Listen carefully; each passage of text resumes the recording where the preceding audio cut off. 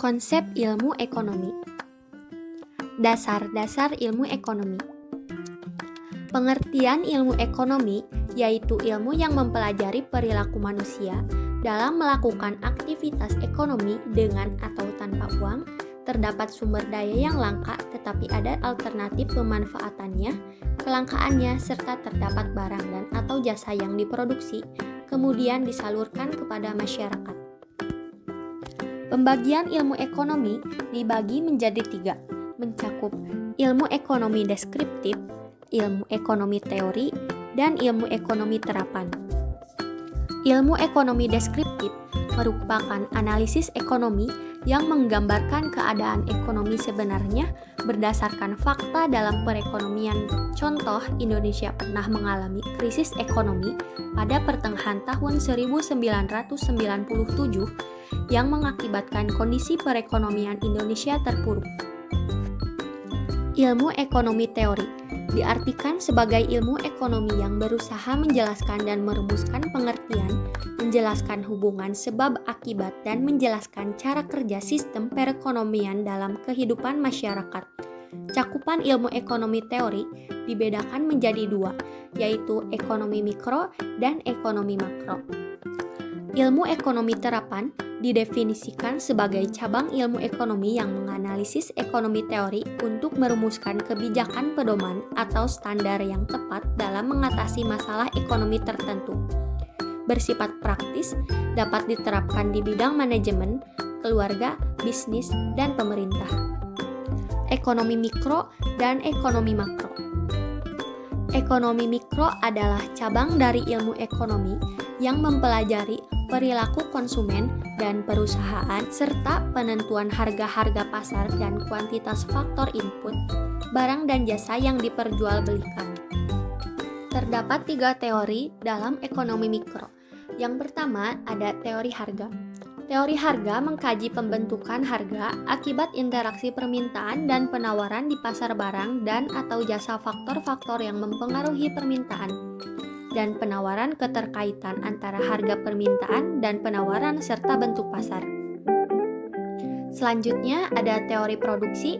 Teori produksi mengkaji masalah-masalah yang berkaitan dengan produksi, apa sajakah itu? Masalah terkait proses produksi, antara lain biaya produksi, tingkat produksi yang paling menguntungkan bagi produsen, serta kombinasi faktor-faktor produksi yang digunakan dalam proses produksi agar memperoleh keuntungan sebesar-besarnya.